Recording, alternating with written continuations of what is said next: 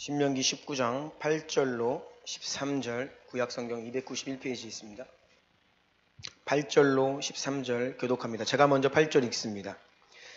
내 하나님 여호와께서 내 조상들에게 맹세하신 대로 내 지경을 넓혀 내 조상들에게 주리라고 말씀하신 땅을 다 내게 주실 때 또 너희가 오늘 내가 너희에게 명하는 이 모든 명령을 지켜 행하여 내 하나님 여호와를 사랑하고 항상 그의 길로 행할 때에는 이 셋 외에 새 성읍을 더하여 내 하나님 여호와께서 내게 기업으로 주시는 땅에서 무죄한 피를 흘리지 말라. 이같이 하면 그의 피가 내게로 돌아가지 아니하리라. 그러나 만일 어떤 사람이 그의 이웃을 미워하여 엎드려 그를 기다리다가 일어나 상처를 입혀 죽게 하고 이 한 성읍으로 도피하면 그 본 성읍 장로들이 사람을 보내어 그를 거기서 잡아다가 보복자의 손에 넘겨 죽이게 할 것이라. 내 눈이 그를 긍휼히 여기지 말고 무죄한 피를 흘린 죄를 이스라엘에서 제하라. 그리하면 내게 복이 있으리라. 아멘. 아멘. 아멘. 우리가 시대적 이슈라는 제목으로 메시지를 나누고 있는데요. 여러분 중요한 이슈들 앞으로도 계속 나눌 건데 조금 시대가 어둡기 때문에 우리가 심각한 문제들 다루고 있습니다. 그런데 우리가 그런 어두움이나 문제에 포커스하자고 이런 말씀 드리는 것이 아닙니다. 오히려 이런 어두움 가운데에서도 역사하시는 하나님을 볼 수 있고 이 세상에 전혀 소망이 없다는 것을 여러분들이 확실하시고 결국 예수 그리스도 몸된 교회, 이 교회를 통해 다시 오실 그분의 그 재림이 결국 이 땅의 소망이라는 것을 확신하시기를 축복합니다. 예, 그래서 우리가 알 것은 알고 어두움이 얼마나 극심한지도 깨닫고 하지만 소망 중에 나아가기를 축복합니다. 시대적 이슈 5번째 시간입니다. 제목 같이 읽겠습니다. 시작. 낙태죄 폐지와 여성주의 인권운동. 이런 제목으로 말씀을 나누겠습니다.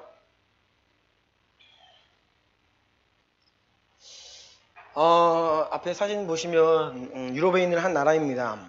지난 5월에 어떤 나라의 광경인데 무슨 일이 있길래 이렇게 사람들이 환호하고 즐거워하고 축제가 벌어졌는지 모르겠죠. 또 같은 날 사진입니다. 5월 25일 예스 해라 그런 문구들도 보이고요. 아무튼 이날 굉장히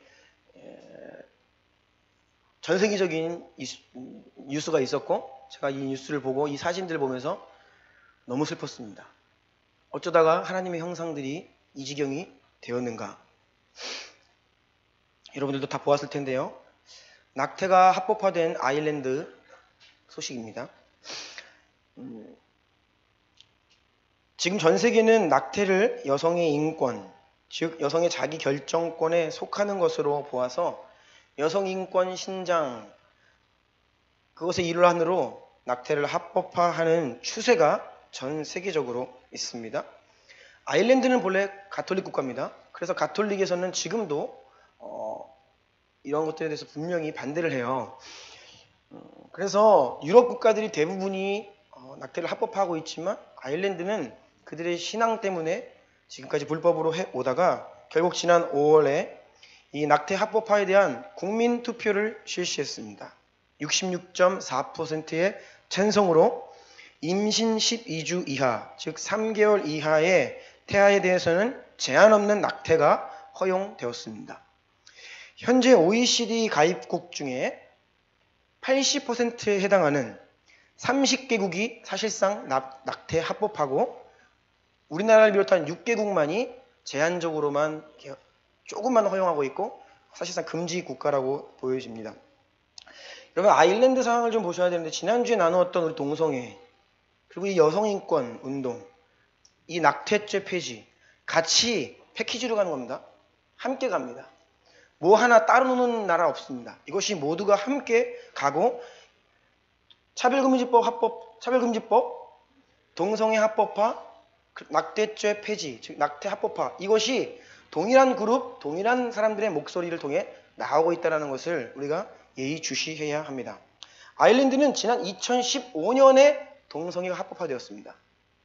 매우 유럽에서는 늦은 편에 속하는데, 그리고 2017년 보면 저 가운데 있는 분이 아일랜드 총리입니다. 우리나라는 대통령이 없고 총리예요. 버라드 커라는 총리인데 저분이 저랑 동갑입니다. 이분이 아주 대단한 분입니다. 유럽에서 특별히 아일랜드 역사상 가장 젊은 총리입니다. 아주 유능하고 똑똑하고 국민들의 인기를 등에 업고 정말 최연소 나이에 당선이 돼서 지금 일 너무 잘하고요. 근데 뭐 있냐? vote yes. yes에 투표해라. 이분이 총리가 돼서 결국 이 동성결혼 합법화를 투표에 붙여서 국민들에게 다 yes하라고 여론을 주도했습니다. 결국 수많은 사람들의 지지를 받고 동성결혼이 합법화된 것입니다. 이것이 지난 5월입니다. 그래서 합법화된 날 광장에서 사람들이 이렇게 환호한 겁니다. 누가 보면 무슨 뭐 예수님 오신 줄 알아요. 너무 기쁜 날 사람들이 눈물을 흘리며 환호를 하는 모습을 제가 영상으로 보고 사진으로 보면서 너무 가슴이 아팠습니다. 이것이 도대체 낙태가 뭐길래 이것을 합법화해 놓고서 사람들이 이렇게 열광을 하면서 기뻐하는지 눈물을 흘리며. 그런데 저 버라드 커 총리가 동성애자입니다. 2015년 아일랜드 동성애 합법화되고 이분이 취임하고 또 이어서 낙태가 합법화되는 이러한 일련의 상황들 가운데에서 참 가슴이 아픈데, 이 버라드 커 총리가 2015년 당시 동성결혼 합법화되었을 때 이렇게 이야기했습니다. 아일랜드에서 동성결혼 합법화는 시민혁명이다. 이번 낙태 합법화 국민투표 이후에 이것은 조용한 혁명이다. 계속 혁명 발언을 합니다. 여러분, 유럽인들이 혁명하면 프랑스 혁명, 즉 그들이 피를 흘리며 싸워서 새 시대를 열었던 중세 그 암흑 시대를 끝내고 새 시대를 열었다고 자평되는 그러한 혁명, 이제는 더 이상 피 흘리지 않고 이들 가운데 이러한 혁명들을 이루어 나가서 우리가 쟁취하고 이겨나가고 승리하고 있다라고 환호하는 것입니다. 동성애 문제도 마찬가지고 이 낙태 문제도 사실상 우리나라처럼 불법인 나라도 실상은 합법화된 국가 이상으로 만연해 있습니다. 동성애도 말씀드렸고요. 낙태 또한 그렇습니다. 이미 만연해 있습니다. 이름만 불법이지 다 하고 있습니다. 그럼에도 이들이 굳이 법을 바꿔서 법에 명문화시켜서 이 권리를 취득하려고 하는 이유는 무엇이냐면, 다 하고 있지만 그것은 부족해요. 이제는 법적으로 이걸 확정지어서 윤리적, 도덕적으로 시비 걸지 말라는 것입니다. 아예 재고의 여지 없는 완벽한 실행을 이들은 꿈꾸고 이런 일들을 진행하는 거예요. 그래서 말도 못하게 한다. 예, 그렇죠.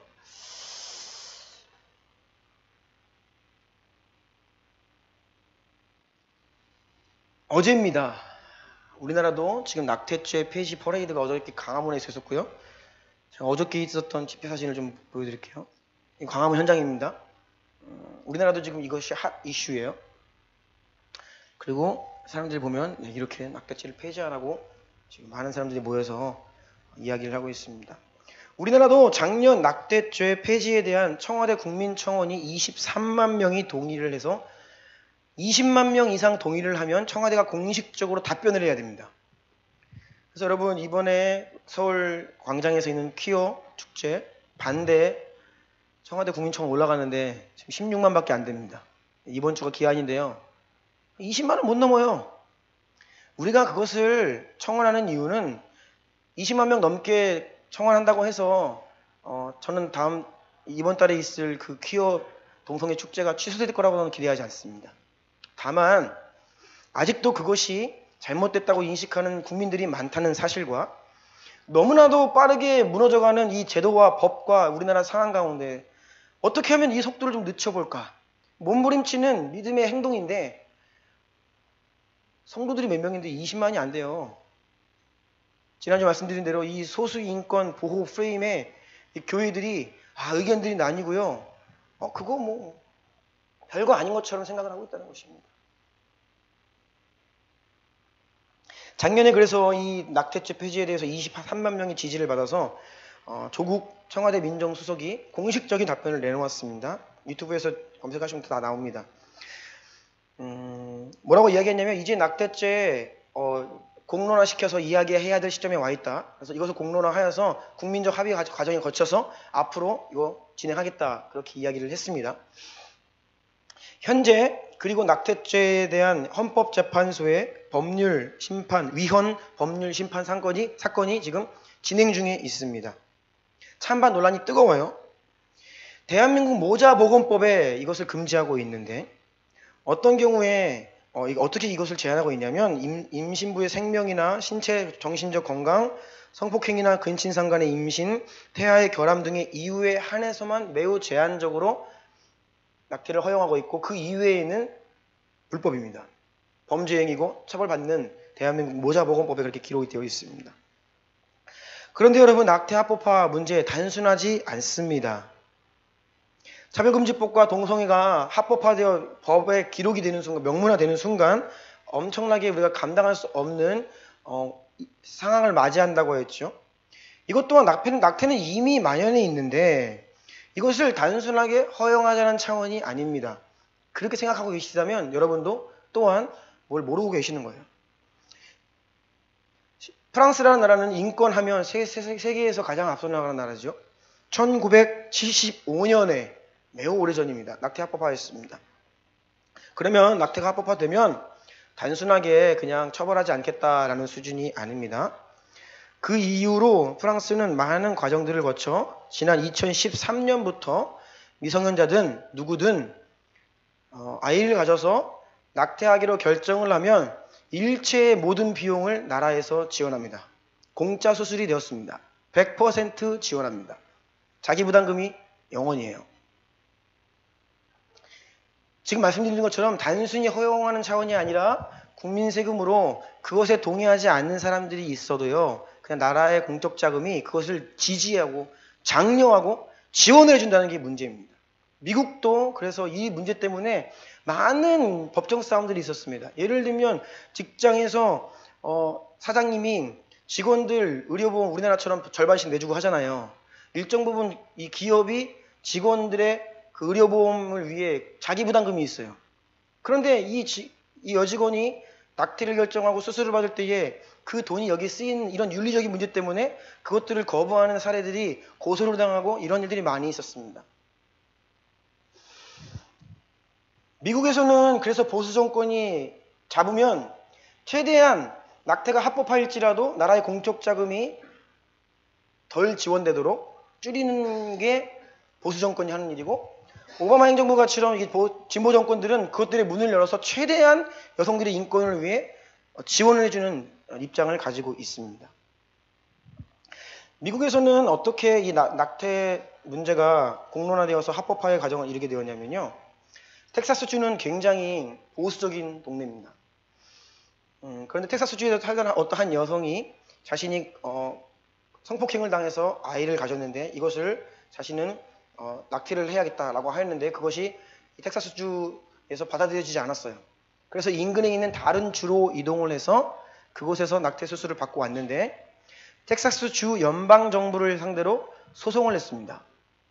우리 주의 법이 잘못되어 있어서 내가 불필요하게 다른 주까지 가서 내가 그 수술을 받고 왔기 때문에 그 모든 일체의 비용에 대한 손해배상 청구 소송을 낸 겁니다.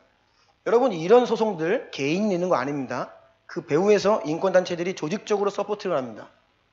법적으로 공론화시키고 최대한 여론과 언론 미디어에서 로비를 하고 또 재정적인 지원을 해서 한 번 판례로 승리를 하면 이게 이제 걷잡아서 없이 번져나가는 것입니다.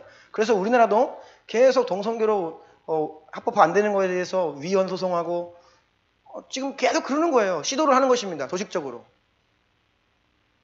결국은 미국에서는 그 사건이 그 여성의 손을 들어주게 되어서 이것이 미국 전역으로 이게 확대되어서 많은 주들이 지금 낙태를 합법화하고 있는 상황 가운데 있는 것입니다.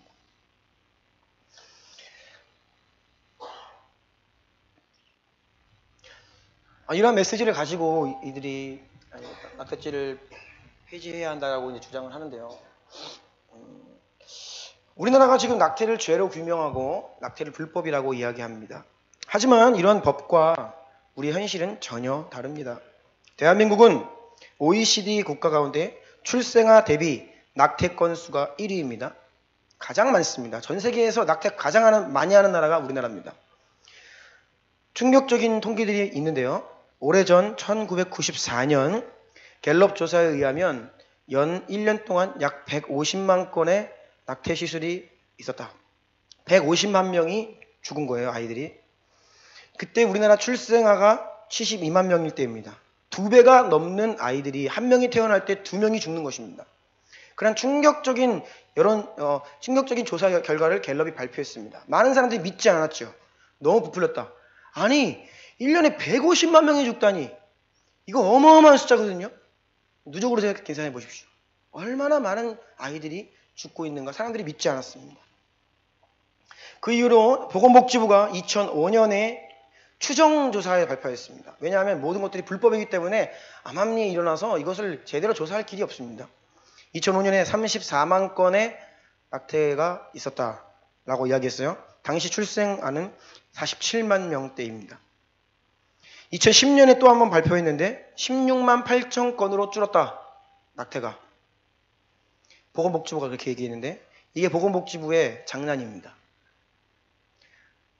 엄연히 불법인데 만연해 있는 것들, 현실과의 괴리 있으면 이것이 국가 입장에서는 감당이 안 되죠. 그러니까 최대한 줄여서 발표한 거예요. 당시에도 낙태를 반대하는 시민단체가 아니다. 지금도 100만 건이다 라고 이야기를 했어요. 1년에 연 100만 건이다 라고 주장을 했는데 아무도 믿지 않았습니다. 그런데 정말 작년 2017년입니다.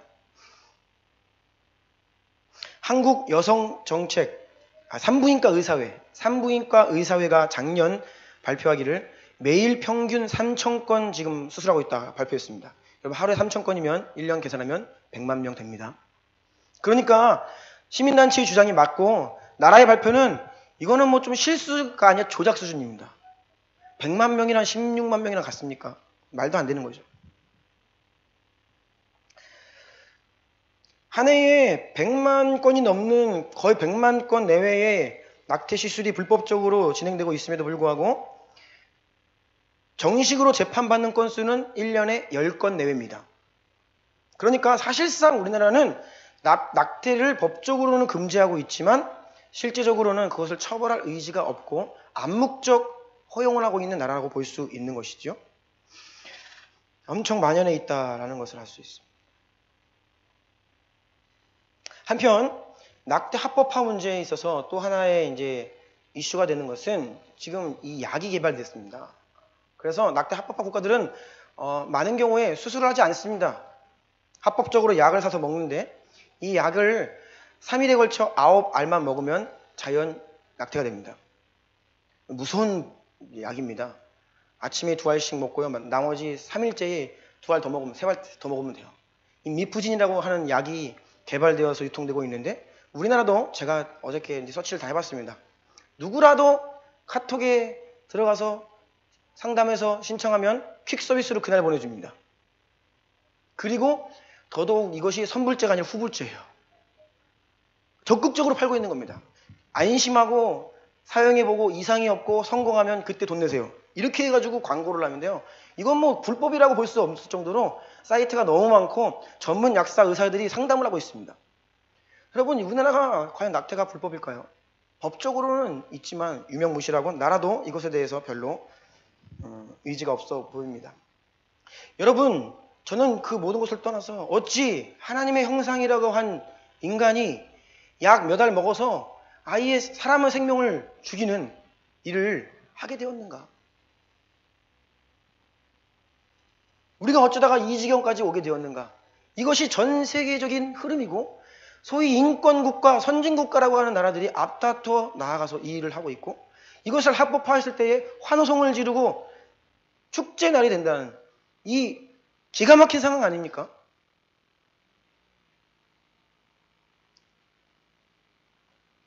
우리 아기 엄마들이 다 계시는데요.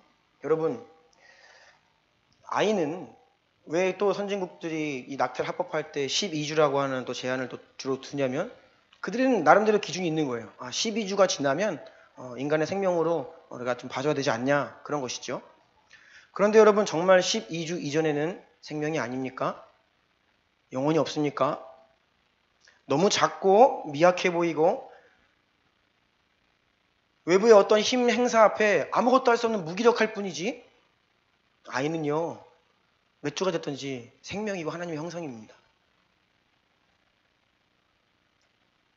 그리고 만약에 우리가 언제부터가 진짜 생명이냐라고 논의를 한다면 그 기준은 어디서 나옵니까? 12주는 어디서 나온 거예요? 큰 2번입니다. 교회는 무죄한 피를 흘리지 않기 위해 구별된 도피성의 역할을 감당해야 한다. 하나님께서는 공의로 세상을 창조하셨고 공의로 세상을 다스리십니다. 그리고 하나님의 대리자인 하나님의 형상 인간들에게 공의를 요구하십니다. 공의로 세상을 살아가고 공의로 세상을 다스려라 라고 말씀하시고요. 우리가 눈에 보이지 않는 영적 세계에서도 이러한 공의의 원리가 작동합니다. 레위기 24장 17절부터 읽어주십시오. 사람을 쳐 죽인 자는 반드시 죽일 것이요 짐승을 쳐 죽인 자는 짐승으로 짐승을 갚을 것이며 사람이 만일 그의 이웃에게 상해를 입혔으면 그가 행한 대로 그에게 행할 것이니 상처에는 상처로 눈에는 눈으로 이에는 이로 갚을지라. 남에게 상해를 입힌 그대로 그에게 그렇게 할 것이며 짐승을 죽인 자는 그것을 물어줄 것이요 사람을 죽인 자는 죽일지니 거름이 내게든지 본토이 내게든지 그 법을 동일하게 할 것은 나는 너희의 하나님 여호와임이니라. 아멘. 소위 동해보복법. 당한 만큼 갚아주는 것. 이에는 이, 눈에는 눈, 생명에는 생명. 오늘날 우리가 볼 때 굉장히 야만적으로 보일 수 있습니다. 오늘날에는 아무리 극악무도한 살인범도 수많은 사람을 잔인하게 살해하는 사람들도 인권이란 이름으로 사형 집행하지 않습니다. 조금의 고문도 못 가합니다. 그저 잡아다가 법정 판결 오면 그냥 따로 수용할 뿐이지 사람을 죽인 사람을 사형시키지 않아요. 우리나라도요. 이러한 오늘날의 개념에서 볼 때 이 레위기 말씀이 굉장히 야만적이다 아니면 하나님 오해하는 사람들이 있을 수 있는데요. 그 오해를 풀어드리겠습니다. 여러분 당시의 상황들을 보셔야 됩니다. 오늘처럼 국가, 법, 제도 이런 공의가 작동하는 시대가 아닙니다. 창세기 말씀 4장에 보면요. 가인의 후손들 가운데 라멕이라고 하는 나쁜 사람이 등장하는데 그가 돈이 있고 권력이 있자 어떻게 하냐면 나에게 상처 입힌 사람을 내가 죽인다. 이것이 당시 시대입니다. 힘 있는 사람은요. 자기에게 조금만 밑보이면 죽입니다. 과도한 보복을 하고 권세 부리고 그래서 당시에는 선량한 사람들, 힘없는 사람들, 평범한 사람들은 공평하게 공의롭게 살 수 없었던 시대입니다. 착취당하고 부당한 죽임을 당하고 살해당했고 이런 시대입니다. 그래서 이 레위기 율법은 이에는 이, 눈에는 눈은 보복할 수 있는 상한선을 설정해 준 거예요. 나쁜 사람들이 지나치게 사람에게 횡포를 하지 못하도록 하나님 백성들에게 너희는 지금 가나안 땅 주변에 있는 이방 민족들이 이렇게 악하게 살고 있는데 너희들에게는 내가 법을 주마. 그 이상을 보복하면 안 된다. 공의의 기준을 주시는 굉장히 은혜로운 법입니다. 힘센 자의 부당한 보복을 금지한 것입니다. 공의로운 선에서 모든 것들을 최소화하여 질서를 잡고 균형을 이루도록 하신 말씀이 바로 지금 읽은 레위기 말씀입니다. 하나님의 공의로운 성품이 잘 반영되어 있죠. 그래서 22절 마지막 보니까 나는 너희의 하나님 여호와 내가 너희에게 이것을 명령하고 있다 라고 말씀하시는 겁니다. 특별히 피에는 피로 생명에는 생명으로 이것이 가장 균형 잡힌 하나님의 공의인데요. 창세기 9장 5절부터 6절 읽어주십시오. 내가 반드시 너희의 피 곧 너희의 생명의 피를 찾으리니 짐승이면 그 짐승에게서 사람이나 사람의 형제면 그에게서 그의 생명을 찾으리라. 다른 사람의 피를 흘리면 그 사람의 피도 흘릴 것이니 이는 하나님이 자기 형상대로 사람을 지으셨음이니라. 아멘. 아멘. 생명에는 생명으로 갚는다는 것은요. 사람을 죽이라는 것에 포커스를 맞추지 마시고요. 사람을 살인하는 행위는 네가 죽임당할 만한 죄이기 때문에 하지 말라는 것이죠.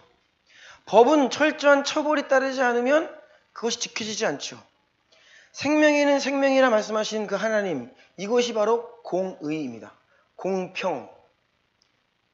그래서 예수님께서 십자가 위에서 죽은 사건을 기억하십시오. 왜 예수님이 우리를 위해 죽으셨는지를 생각할 때에 그것이 하나님의 공의였다. 하나님을 대적한 인간이 받을 죽임을 대신 담당한 것이다. 그래서 우리가 본래 죽어야 하는데 그 죽음을 대신 공평하게 공의롭게 예수님께서 대신 죽으신 사건이 십자가라는 것이죠. 다음 페이지입니다. 가로 2번. 그래서 도피성이라는 것은 사람을 만약에 실수로 죽였을 경우에 이거는 고의가 아니에요. 의도한 것이 아닙니다. 실수로 죽인 경우에 이 사람을 정상 참작하여서 피해 보복을 당하지 않도록 보호하는 성입니다. 도피성. 그래서 실수로 사람을 죽인 사람은 이 도피성에 도망가서 보호를 받을 수 있었어요. 그리고 실수로 사람을 죽였을지라도 그 사람의 자신의 죄를 사람을 죽인 것은 사실이잖아요. 그래서 참회할 수 있도록 그러한 기회를 주는 것이 도피성입니다. 그런데 단순히 이렇게 도피하는 것만이 아니라 이 도피성이라는 존재는 진짜로 살인한 자와 부지 중에 살인한 자를 구별하여서 정말로 살인한 사람에게는 사형 집행을 공평한 처벌을 할 수 있도록 만들어주는 것이 바로 도피성입니다. 실수한 자들에게는 회개의 기회를 주고 고의로 악한 일을 한 사람들에게는 합당한 판결을 낼 수 있도록 하신 것이 바로 이 도피성이라는 거예요. 오늘 본문 19장 10절 다 같이 읽습니다. 시작. 내 하나님 여호와께서 내게 기업으로 주시는 땅에서 무죄한 피를 흘리지 말라. 이같이 하면 그의 피가 내게로 돌아가지 아니하리라. 악의적인 살인에 대해서는 명확한 형벌을 내림으로 사람을 죽이는 일을 금하시고 실수로 인한 사건에 대해서는 정상 참작을 하여 최대한 부당한 판결을 없애고 공의로운 집행을 명령하신 거예요. 자, 그런데 바로 3번입니다. 만약 누군가가 죽임을 당했습니다. 살인사건이 일어났습니다. 피 흘림이 발생했습니다. 그런데 범인이 없어요. 죽인 사람을 찾지 못해요. 범인을 찾아야 그 피 흘림에 합당한 공의로운 다스림과 판결을 할 수 있는데 범인을 찾지 못할 때에는 가장 가까운 주변 성읍에 있는 대표 장로들이 모여야 됩니다. 왜요? 그 성읍에 범인이 있을 가능성이 크거든요. 그래서 그 성읍을 대표하는 장로들이 다 그 자리에 모여서 어떻게 해야 되냐? 다음과 같이 하면 됩니다. 신명기 21장 6절부터 읽어주십시오. 그 피살된 곳에서 제일 가까운 성읍의 모든 장로들은 그 골짜기에서 목을 꺾은 암 송아지 위에 손을 씻으며 말하기를 우리의 손이 이 피를 흘리지 아니하였고 우리의 눈이 이것을 보지도 못하였나이다. 여호와여 주께서 속량하신 주의 백성 이스라엘을 사하시고 무죄한 피를 주의 백성 이스라엘 중에 머물러 두지 마옵소서 하면 그 피 흘린 죄가 사함을 받으리니 너는 이와 같이 여호와께서 보시기에 정직한 일을 행하여 무죄한 자의 피 흘린 죄를 너희 중에서 제할지니라. 아멘. 장로들이 와서 목을 꺾은 암송아지를 잡아다가 암송아지 한 마리를 대신 그 위에 안수를 하고 우리는 이 피 흘림의 현장에 있지 않았고 이것을 목격하지 못했고 우리는 최선을 다해 이것을 막을 수 있었으면 막았겠지만 우리는 이것을 알지 못했습니다. 그러하기에 근데 범인을 못 찾아요. 공의로운 판결을 해야 되잖아요. 그래서 암 송아지에게 죄를 전가하고 이 송아지를 잡아서 하나님께 제사를 드려야 그 한 사람의 죽음에 대한 공의로운 판결이 그 무죄한 자의 피가 너희에게 돌아가지 않는 이렇게 말씀하신 겁니다. 한 생명의 피라도 그냥 넘어가서는 안 된다 하셨고 한 영혼의 부당한 피가 만약에 흘려졌는데 이러한 하나님의 율법에 따라 그것을 속죄하지 않았을 때에는 어떤 일이 벌어지느냐? 바로 창세기 4장 10절에 부당한 죽음을 당했던 아벨 4장 10절 읽어주시겠어요? 이르시되 내가 무엇을 하였느냐? 내 아우의 핏소리가 땅에서부터 내게 호소하느니라. 아멘. 부당하게 죽임을 당한 아벨의 핏소리가 하나님, 공의로운 하나님에게 심판을 요청한다는 것입니다. 이것이 영적 세계에서 일어나는 일입니다. 요한계시록 6장 10절에도 비슷한 말씀이 있습니다. 읽어주십시오. 큰 소리로 불러 이르되 거룩하고 참되신 대주제여 땅에 거하는 자들을 심판하여 우리 피를 갚아주지 아니하시기를 어느 때까지 하시려 하나이까 하니. 진리이신 예수 그리스도의 이름 때문에, 신앙 때문에 죽임당한, 부당한 죽음이죠. 순교입니다. 순교를 당한 영혼들의 그 영혼이 하나님께 호소한다는 것입니다. 공의로운 하나님, 우리가 억울하게 죽임을 당하였습니다. 우리의 억울함을 신원하여 주십시오. 라고 하나님의 공의에 하늘나라 재판장에게 호소한다는 것입니다. 여러분, 지금 한 영혼이 죽임을 당하면 합당한 판결이 있어야 한다라고 했습니다. 그리고 그 피 흘림이 있었는데 범인이 없을 때에는 그 책임이 있는 사람들 대표자가 와서 우리가 이 일에 대해서 무관하였음을 하나님 앞에 맹세하고 대신 제물을 올려드려야 했죠. 오늘날 우리나라에서 연간 약 100만 건에 다다르는 낙태가, 여러분, 그것은 100만 건의 무죄한 피가 흘려지고 있는 것입니다. 아이는 죄가 없어요. 잘못한 것이 없습니다. 그런데 우리가 이 성읍 장로들처럼 하나님께 우리가 그 일을 보지도 못하였고 알지도 못하였기에 우리에게 책임이 없습니다. 용서하여 주십시오 라고 하면 좋을 것 같은데, 우리는 이미 통계적으로 보나 여러 가지 정황으로 볼 때 우리 주변에서 이러한 낙태 시술들이 많이 일어나고 있음을 다 알고 있음에도 침묵하고 있죠. 그래서 이 말씀을 문자적으로 이해하는 미국에 있는 기독교 그룹들은요, 실제로 낙태가 합법화된 주라고 할지라도 산부인과 앞에서 이들이 양심적으로 수술을 받으러 오는 여성들을 향하여서 다시 한번 기회를 주십시오, 생각하십시오 라고 이야기를 합니다. 끝까지 우리가 진리를 이야기해야 하나님께 우리의 할 바를 다 할 수 있다는 그런 뜻이죠. 그래서 고발을 당하고 영업방해로 고발을 당하고 법정에 가고 그런 일들이 많이 있었습니다. 얼마나 우리 가운데 이런 일들이 만연해 있는지 모릅니다.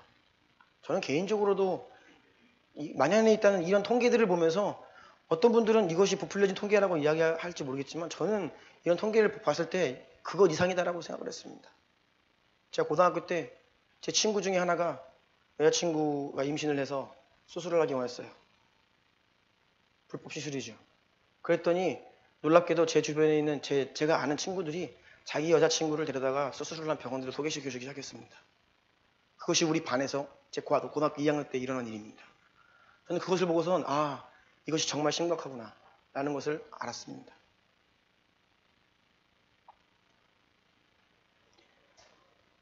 가로 4번입니다.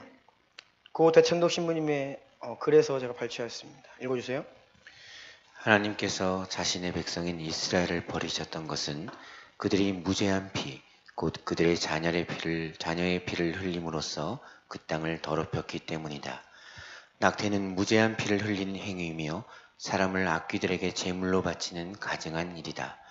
우리가 이 행위를 중단하지 않는다면 하나님의 보호하심과 축복을 잃게 될 것이다.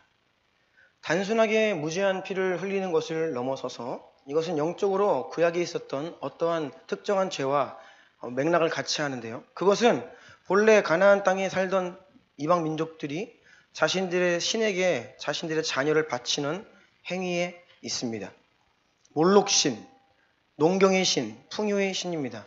그들은 한 해 농사를 잘 수확하기 위해서 먹고 사는 문제 때문에 잘못된 미신 우상 숭배를 했죠. 이 몰록신에게 자녀를 바쳐야 했습니다. 머리는 소 모양이고요. 고대 문헌들이 이것들을 다 증언해주고 있는데 머리는 소 모양이고요. 이 소가 이렇게 손을 받치고 있습니다. 그러면 이 손에 아이를 넣으면 아이가 굴러 떨어지는데 밑에 불이 타고 있어요. 그럼 그 아이를 불태워 죽이는 그런 일입니다. 그런데 이 부모들이 이런 잘못된 미신 때문에 아이를 불태워 죽이는 제물로 바치는데 가슴이 아프죠. 울면서 막 그럽니다. 그러면 옆에서 그 소리가 들리지 않게 북을 치고 그러면서 몰록신에게 제사를 드리고 예배를 드리는 그러한 행위가 가나안 땅에 가득했습니다. 하나님께서는 가나안 땅에 가득한 죄를 벌하시기 위해 이스라엘 백성들을 통해 심판하셨는데 바로 그 심각한 죄 중에 하나가 자녀를 몰록신에게 바치는 행위였습니다. 그런데 오늘날 낙태가 이루어지는 메커니즘을 보면 매우 흡사하다는 것을 알 수 있죠. 왜냐하면 100만 건을 추정할 때에 절반 이상은 일반적인 정상적인 가정 안에서 일어납니다. 경제적으로 부담되기 때문입니다. 먹고 살기가 힘든데 아이가 그냥 생겨버린 거예요. 그러면 부모가 경제적인 이유를 먹고 살기 위해 자녀를 수술을 합니다. 또 혼전관계에서 임신한 경우 이 아이의 출생은 그 한 여인의 인생 가운데 감당할 수 없는 장애물이 되고 짐이 됩니다. 이것은 엄연한 사실이죠. 그래서 아이를 수술을 하게 됩니다. 결국은 예전에도 가나안 땅의 백성들도 가슴이 아픈 눈물을 흘리면서까지 그들이 속고 있던 미신 경제적 부여를 위해 농산물을 수확하기 위해 자녀를 몰록신에게 바쳤던 것처럼 오늘날도 가슴 아프지만 너무나 많은 사람들이 경제적인 이유로 여러 가지 이유로 자녀들을 수술대에서 무지한 피를 흘리고 있는 상황들은 바로 구약의 이 죄와 오늘날의 낙태가 동일한 맥락에 있는 죄라는 것입니다. 그것을 더 뛰어넘어 이제는 약 몇 알 먹으면 아이를 지울 수 있는 상황까지 와버렸다라고 하는 것이죠. 여기에서는 교회가 또한 한 몫을 했습니다. 저는 지금까지도 한 번도 교회에서 이 낙태 문제에 대해서 거론하는 것을 들어본 적이 없습니다. 제 스스로가 10여 년 전에 대학생 시절에 대전원 신부님 책을 읽다가 이 부분을 지금 인용해 드린 이 말씀을 접하고 나서 제가 인터넷을 뒤지고 조사를 하고 성경을 보면서 제가 이거 깨닫고 내가 나중에 강단에 서면 설교해야지 한 것이죠. 저는 한 번도 제가 속해 있던 교회 목사님들의 입술을 통해 낙태는 죄다라고 우리나라가 이게 심각한 죄악 가운데 있다는 것을 들어본 적이 없습니다. 왜일까요? 한국 교회는 교회 성장이라고 하는 우상에 점령당해 있었습니다. 지금도 마찬가지고요. 즉 교회의 목표가 하나님께 영광이고 하나님의 뜻대로 거룩하고 순결하게 사는 것, 이것이 첫 번째가 되어야 하는데 그것보다 많은 교회와 목사님들의 목표는 교회 성장이었습니다. 여러분, 교회 성장을 위해서 이런 문제 이야기하면 안 돼요.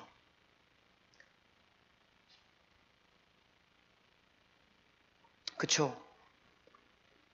대한민국 여성 중에 통계적으로 보자면 거의 2명 중에 1명은 낙태 경험이 있습니다. 이것이 엄연한 사실이고 교회 안에서와 교회 밖에서의 조사 통계가 동일합니다. 유의미한 차이가 없습니다. 그렇기 때문에 교회 안에서는 이것을 죄라고 이야기하는 것을 꺼려 했습니다. 그 통해 또 많은 사람들이 이것이 얼마나 심각한 일인지, 무지한 피를 흘리고 있는 일인지도 모른 채 여러 가지 상황에 떠밀려 이러한 죄를 반복해 왔던 것이고 지금도 여전히 침묵하고 있죠. 정치인들이 예민한 문제에 대해서 이야기하지 않고 그러한 질문을 받으면 모른다 하거나 노코멘트 하는 것과 크게 다르지 않습니다. 그래서 이 낙태 문제는 믿는 사람과 안 믿는 사람을 떠나서 한국 교회가 가지고 있는 우리가 주 앞에 나아가 회개하고 외워달려야 할 문제라는 것입니다. 이러한 맥락들을 이해하지 않고 오늘날 낙태죄 폐지 문제를 바라볼 수 없습니다. 큰 3번입니다. 여성인권운동과 복음적 대안. 현재 우리나라에서 진행되고 있는 낙태죄 폐지 운동은 모자보건법에 문제가 있기 때문입니다. 문제가 있습니다. 모자보건법은 44년 전에 개정된 이후에 한 번도 개정된 적이 없는데 여기에서 낙태죄를 규정하고 처벌을 하는데 여성에게만 죄를 묻습니다. 그리고 그것을 시술한 의사에게. 사실상 이것이 거의 법적 효력을 가지고 있지 않음에도 불구하고 그렇지만 그 법이 남녀 차별, 즉 아이는 혼자 갖는 것이 아니잖아요. 남자와 여자가 만남으로 인해서 아이를 갖게 되는데 그 모든 부담과 죄 처벌을 여자에게만 주고 있는 남녀 차별 요소가 분명히 있기 때문에 이것에 대한 반감으로 일어나고 있습니다. 이것을 해결해야겠다는 것이죠. 그리고 더 나아가서 여성의 자기 결정권. 그래서 남녀 차별 문제와 여성의 자기 결정권, 이 두 가지가 여기에 들어 있습니다. 이것은 너무나 중요한 사안입니다. 그런데 세상이 합의를 이루어 나아가는 방향성이 뭐냐? 태아의 생명권을 박탈하는 방법으로 나아가고 있다는 것이 큰 문제이죠. 하나님의 말씀을 기준으로 하지 않으면 이 시대의 문제들의 진단을 올바르게 할 수 없습니다. 이 시대의 논쟁들과 사람들이 이것을 머리를 싸매고 합의를 이루어 보는데 이것이 일반 역사 관점에서는 진일보일 수는 있습니다. 유럽 국가들처럼 우리나라도 낙태죄를 폐지하면 사람들이 광화문에서 축제를 벌일 수 있습니다. 혁명이 일어났다고 이야기하겠죠. 하지만 여러분, 그것은 하나님을 모르는 일반 역사 관점입니다. 하나님 보실 때는 그것은 더 악한 일일 뿐입니다. 하나님의 뜻을 거스르고 있는 것이죠. 오늘날 여러분, 우리나라의 모자보건법이 가지고 있는 이 낙태죄 문제는 남녀 차별 분명히 있지만 남녀 차별이 문제의 근본이 아닙니다. 전혀 그것이 근본이 아닙니다. 무엇이 문제인가요? 하나님이 없다 하고 하나님이 말씀하신 기준을 떠나 사는 인간, 그것이 문제의 출발입니다. 하나님은 창조 질서 가운데 결혼이라고 하는 테두리, 한 남자와 한 여성의 합법적인 결혼이라고 하는 테두리 안에 성적 쾌락을 누리도록 허락하셨습니다. 이것은 그 결혼이라고 하는 테두리 안에서는 인간에게 주어진 너무나 좋은 선물입니다. 그래서 하나님은 혼전순결을 말씀하고 계십니다. 그러한 가운데 하나님의 그 질서 가운데 태어나는 아이는 하나님의 축복이고 하나님의 선물이다라고 말씀하고 계시고, 그러할 때 우리가 믿음의 가문들이 생육하고 번성하여 충만할 수 있게 되는 것이에요. 이것이 하나님의 창조 질서이며 기준입니다. 그런데 세상은 하나님이 없다라고 이야기하고 종교는 거짓이라 이야기하고 성경을 믿지 않습니다. 그래서 어떻게 합니까? 전통적 개념의 결혼을 기피하게 되고요. 가부장적인 결혼 제도다라고 하면서 이것을 거부하고 있습니다. 앞으로 제가 이런 문제들도 더 깊이 다룰 것입니다. 여러분, 너무나 비참한 시대가 오고 있습니다. 결혼이라고 하는 제도가 인류 가운데 사라질 것입니다. 유엔은 그렇게 예측을 하고 있어요. 우리나라는 2045년에서 50년 사이에 결혼이라는 제도가 없어질 가능성이 있다라고 이야기합니다. 왜 그런지는 좀 나중에 설명을 드리겠습니다. 결혼 아니라는 겁니다. 하지만 동시에 뭐라고 이야기합니까? 성해방을 이야기합니다. 즐기라는 것입니다. 더 나아가서 청소년들에게까지 그런 것들을 학생 인권이라는 이름으로, 그래서 더 이상 순결 교육을 하지 않아요. 피임 교육을 하죠. 이것이 오늘날 시대의 가치가 되어버렸다는 거예요. 하나님께서 정하신 그 성의 테두리를 다 무너뜨리고 자유롭게 성을 누리라 이야기하면서 어떻게 낙태 안 할 수 있겠어요? 그러니까 자유롭게 성을 누리고 낙태도 자유롭게 하자. 이것이 오늘날 흐름이라는 것입니다. 여러분, 고린도전서 7장 9절에서 바울은 하나님의 영광을 위해 주님을 위한다는 이름, 그 한 가지 이유로 독신으로 살 수 있다라고 말합니다. 그런데 아무나 그렇게 못한다. 너희가 성적으로 절제할 수 없다면 결혼을 해라라고 말씀하십니다. 즉, 성이라는 것은 반드시 결혼이라고 하는 테두리 안에서만 누릴 수 있도록 주어진 것입니다. 그런데 이 가치 이야기하면 구시대의 사람이죠. 세상에서 이 얘기 못하죠, 지금. 우리 대학생들 친구들 앞에서 이 얘기 못하죠. 다 압니다. 그래서 우리나라가 지금 법적으로는 아직 동성애, 차별금지법, 이런 낙태 이런 것들이 법적으로는 합법화되어 있지 않지만 현실적으로는 서양 국가 어느 나라 이상이라고 했죠. 낙태가 1위라고 했고요. 그래서 자유로운 낙태와 저출산, 이것이 같은 조류에 있는데, 여러분, 지난주에 청와대가 발표했습니다. 우리나라 이 가임기 여성 한 명이, 그러니까 여성 한 명이 평생 동안 아이를 몇 명 낳을 것으로 기대하는지에 대한 수치, 합계 출산율입니다. 이것이 우리나라가 인류 최초로 전 세계 유일하게 1.0명 이하로 떨어졌습니다. 지금 우리나라는 여성 한 명이 평생 동안에 0.9명을 낳을 것으로 기대되는 나라입니다. 이것은 전 세계적으로 우리나라가 유일하고요. 국가의 근간을 흔드는 문제입니다.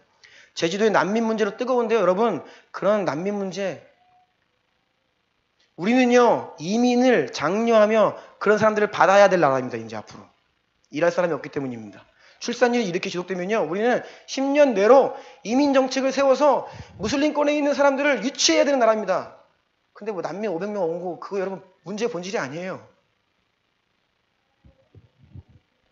그만큼 이 나라가 지금 심각한 위기 가운데 있다는 것입니다. 이러한 시대의 이슈들은 단순히 사안이 아니라 한 패키지로 같은 흐름으로 하나님을 떠난 인간의 모습들, 그리고 아까 보여드렸듯이 나이스하고 멋지고 젊은이들에게 어필되는 그런 사람들의 사상이 바로 이런 쪽으로 흐르고 있다는 것을 분별해야 됩니다. 마지막 페이지입니다. 하나님의 절대 기준, 하나님의 말씀을 근거로 하면 모든 문제가 진단되고 대안과 해결책도 나옵니다. 너무 분명하게 나와요. 어설프지가 않습니다. 방향성이 분명하게 나옵니다. 그런데 하나님이 없다 하고 성경을 믿지 않는 사람들 스스로 하나님의 자리를 대신하여서 머리를 맞대고 해결책이라고 이야기하는 것은 더 상황을 악화시킬 뿐입니다. 낙태를 결정할 수밖에 없는 한 여성의 상황은 너무나 가슴 아픈 현실이기 때문에 제가 오늘 낙태에 대해서 여러분 영상 한번 보면요, 잠이 안 올 정도입니다. 근데 그런 것들은 자제하는 이유가 제가 이것들을 함부로 이야기할 수 없기 때문입니다. 그만큼 낙태를 결정하는 여성의 현실은 굉장히 가슴 아픈 것이라는 거죠. 그런데 인간의 죄로 인해 야기된 이러한 비참한 현실을 해결해 보기 위해서 대책을 세우는데 그 대책은 더 비참한 결과입니다. 악을 해결하기 위해 인간 스스로가 고안해낸 방법이 더 큰 악이라는 겁니다. 이것이 오늘날 낙태죄 폐지 논쟁 가운데 이 세상이 처해 있는 상황입니다. 성경은 세상과 사람들이 하나님을 떠나 전적으로 타락하였다라고 이야기합니다. 하나님 말씀에 이렇게 기록되어 있습니다. 너희가 가는 곳 언제나 가난한 자들이 있을 거다. 여러분, 가난의 문제는 인류가 해결할 수가 없어요. 왜요? 단순합니다. 인간은 죄인이기 때문이에요. 결코 해결할 수가 없습니다. 모든 우리가 가지고 있는 문제들은요, 인간이 죄인이기 때문에 태생적으로 인간이 존재하는 순간 문제가 벌어집니다. 사람이 떠나면요, 평화가 오고 회복되는데요, 사람이 발길을 받기 시작하면요, 자연이 파괴되고 문제가 생겨나기 시작하죠. 그래서 모든 사회, 국가, 시대를 막론하고 굉장히 다양한 문제들이 있습니다. 그러면 사람들은 이 문제들로부터 불만을 갖게 되고 상처를 받게 되고 분노하게 되고 변화를 갈망하게 됩니다. 이때 하나님의 말씀을 기준으로 들어가야 되는데 원수가 그걸 안 놔두죠. 사람들의 상처 입은 마음을 낚아채는 것입니다. 그래야 해서 우리나라처럼 결국은 이 비참한 현실을 타개하는 방법이 뭐예요? 낙태죄를 폐지하고 여성들에게 자유롭게 낙태를 할 수 있는 권리를 달라라는 방향으로 가게 되는 것입니다. 성도님들 깨어나십시오. 이 모든 문제 결국 예수 그리스도의 복음 아니고서는 해결책이 없습니다. 뭘로 해결할 것입니까? 해결 방법 없습니다. 낙태죄 폐지 운동, 여러분 우리 어떻게 해야 됩니까? 그래서 복음적 대안운동은요, 오직 이거 한 가지입니다. 따라해 보십시오. 여호와께로 돌아가자. 우리는 이것을 외치며 회개운동, 순결운동, 거룩운동을 해야 됩니다. 이것이 오늘날 낙태죄와 관련되어 있는 교회의 반응이어야 합니다. 세상의 인본주의 인권운동과 페미니즘과 쾌락주의 노선은 결국 낙태 합법화의 길로 갈 수밖에 없고, 아마 제가 예상하기로는 지금 헌법 소원이 진행 중인데 그 전에 몇 년 전에 한번 이렇게 있었습니다. 근데 그때 4대 4였어요. 위헌이다 합헌이다. 지금 시대가 많이 지났죠? 아마 머지 않았다고 봅니다. 그리고 문재인 정권 하에서 아마 이 낙태죄 문제 개정이 되든 폐지가 되든 할 것입니다. 저는 문재인 정부를 비판하고 싶은 마음이 없습니다. 제가 이 조국 민정수석의 그 답변을 들었는데요, 나름대로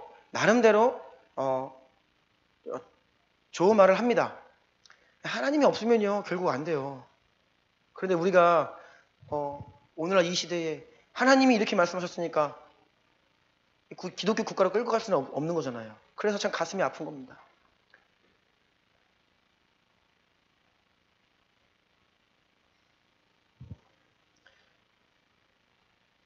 민주주의는 다수결이고 우리도 국민투표에 묻히면요 아마 이거 폐지될 겁니다. 여러분, 하나님을 인정하지 않는 세상의 어두움은 점점 더해갑니다. 이것이 성경에 기록되어 있습니다. 이 시대를 우리는 거슬러서 이것을 막을 수 있는 것이 아니라 예수 그리스도께서 재림하심으로 이 문제가 해결된다고 말씀하세요. 그래서 교회는 우리에게 주신 사명을 다하여 예수 그리스도의 다시 오실 날이 우리의 소망되는 거예요. 예수님 유일한 소망입니다. 다른 말 아닙니다. 예수 그리스도가 아니고서는 대안이 없다는 것입니다. 우리가 주님을 바라고 기대하며 마라나타 함으로 주님이 재림하실 때에는 우리의 영광의 주로 오셔서 우리의 모든 고통과 우리가 힘겹게 신앙생활했던 것들을 신원해 주시고 부활의 몸을 입히시고 우리를 영원한 하나님 나라의 백성 되게 하시는데요. 여러분, 세상적인 입장에서 볼 때에는 하나님의 진노가 가득 차서 심판으로 오시는 것입니다. 세상을 불로 심판하세요. 그래서 계시록에 보면 7 대접의 심판이 있습니다. 성도들이 휴거당하면요 남은 주님 믿지 않았던 이 땅 가운데 불의 심판이 있습니다. 하나님이 그래서 이 땅을 새롭게 하시고 새하늘과 새 땅과 새 예루살렘에서 영원한 하나님 나라를 이끌어 가시겠다는 것이죠. 여러분, 이것이 주님이 말씀하시는 궁극적 답입니다. 우리는 그래서 그 나라를 위해서 오늘도 세상이 악해져 가고 어두움이 판을 치고 이 나라가 동성애가 합법화되고 낙태죄가 폐지되고 악이 관영한다 할지라도 우리는 예수 그리스도의 이름을 만방에 전하는 것입니다. 왜요? 이 천국 복음이 모든 민족에게 증언되면 그제야 끝이 오리라 약속하신 그 말씀 때문이죠. 에스겔 22장 30절부터 31절 다 같이 읽겠습니다. 시작. 이 땅을 위하여 성을 쌓으며 성 무너진 데를 막아서서 나로 하여금 멸하지 못하게 할 사람을 내가 그 가운데에서 찾다가 찾지 못하였으므로 내가 내 분노를 그들 위에 쏟으며 내 진노의 불로 멸하여 그들 행위대로 그들 머리에 보응하였느니라. 주 여호와의 말씀이니라. 아멘. 아멘. 기도하겠습니다. 세상의 성벽은 무너지고요. 성벽에 금이 가고 틈이 생깁니다. 그런데 우리 성도들은요, 그것을 막아서는 자들입니다. 무너진 것을 다시 세우는 역할을 해야 합니다.